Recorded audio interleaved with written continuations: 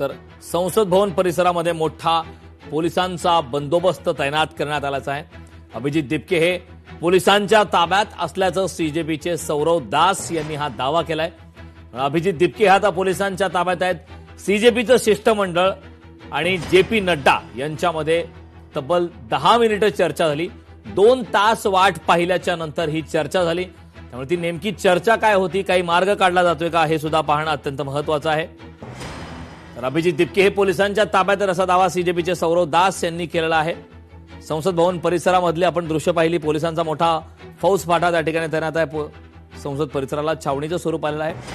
देशभरात अनेक ठिकाणी या संदर्भात आंदोलनं होत आहेत।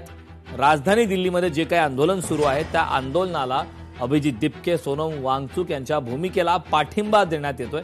अगदी महाराष्ट्रामध्ये सुद्धा नवी मुंबई असेल, कोल्हापूर असेल, इतरही काही ठिकाणी पुण्यामध्ये असेल आंदोलन करण्यात आलं आणि या आंदोलनाला पाठिंबा देण्यात आला।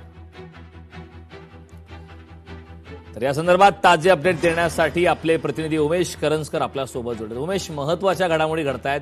सर्वात महत्त्वाची अपडेट म्हणजे कॉक्रोच जनता पार्टीचं शिष्टमंडळ आणि जेपी नड्डा यांच्यामध्ये तब्बल 10 मिनिटं चर्चा झाल्याची माहिती आहे। याबाबतची काय सविस्तर माहिती आहे, नेमकी काय चर्चा झाली हे काय कळू शकलंय? नक्कीच जर आपण पाहिलं तर कॉक्रोच जनता पार्टीचे जे शिष्टमंडळ होतं त्यांची मुख्य मागणी हीच होती की धर्मेंद्र प्रधान यांचा राजीनामा घेतला गेला पाहिजे। मात्र केंद्र सरकार असेल तर या सगळ्यासाठी कुठेही तयार असताना पाहायला मिळालं नाहीये।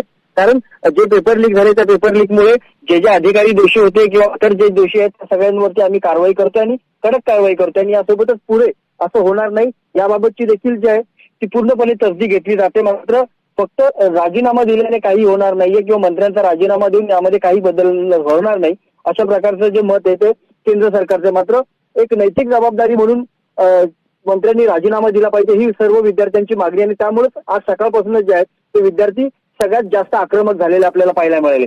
यासोबतच जर आपण लोकशाही मराठी ऐका, पहा, जागरूक रहा।